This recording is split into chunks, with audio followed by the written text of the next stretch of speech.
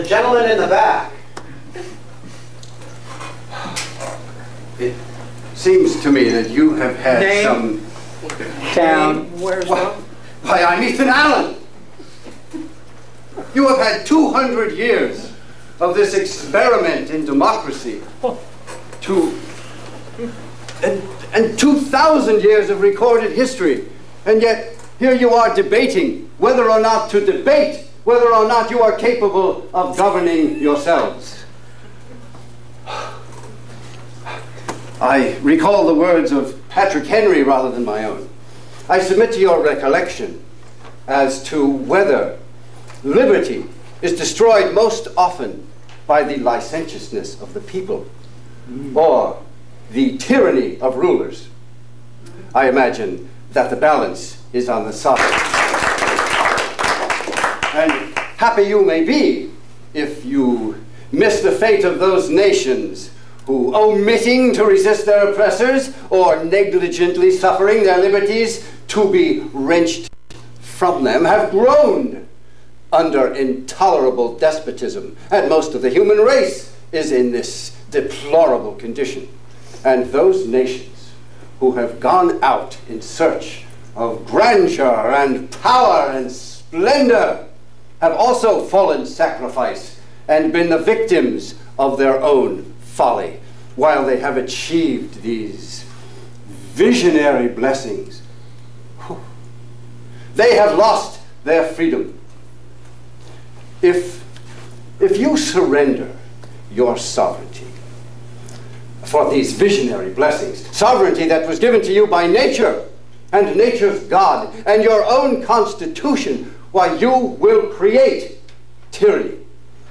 You think me mad, and you will think me mad when I tell you that I imagine a time when the people have grown so complacent and cowardly and unguarded of their liberty that they will allow their own state militias to be sent to conquer in distant lands. This will be done in the name of, patriotism. But it will not be patriotism. It will be ignorance and cowardice.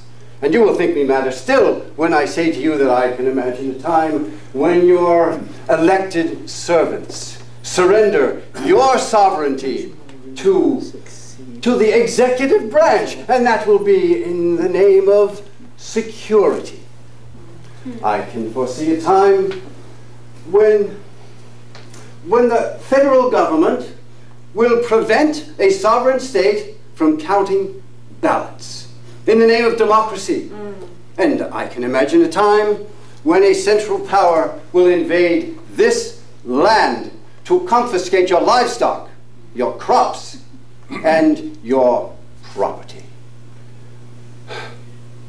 In the name of security, they will make enemies, and in the name of patriotism, they will make tyranny and treason. In the name of peace, they will make war, and in the name of liberty, they will turn you into slaves. I lived my life for the independence of Vermont. I wrenched it from New Hampshire, and from New York, and from England. And now your freedom is in your own hands. Now, ladies and gentlemen, I am so delighted to be here, but on rather unusual circumstances, in that I'm speaking to you not as Ethan Allen did, but I'm speaking to you in the vernacular of the day. But I'm speaking to you from the year 2040, 36 years into your future, and my purpose in being here is to simply congratulate you Vermonters and assorted friends in what you're going to accomplish in the next 3+ decades. And it is a truly awesome story, profoundly evolutionary, and the great good of this nation and the globe. One is that here in Vermont, you will become a war-free zone within the next 30 years. You will abolish war as a human institution. Most of the world out there thinks that war runs in your veins, it's blood in your veins. It is not. It is a social invention whose days are over, it has become obsolete. I won't go into the details on that unless you want to talk about it, but clearly you can see it going on now. You cannot put a high-tech industrial army up against an invisible group of guerrilla warriors who won't even dress up in a uniform and appear to stand off. You can't tell from one minute to the next who's your enemy.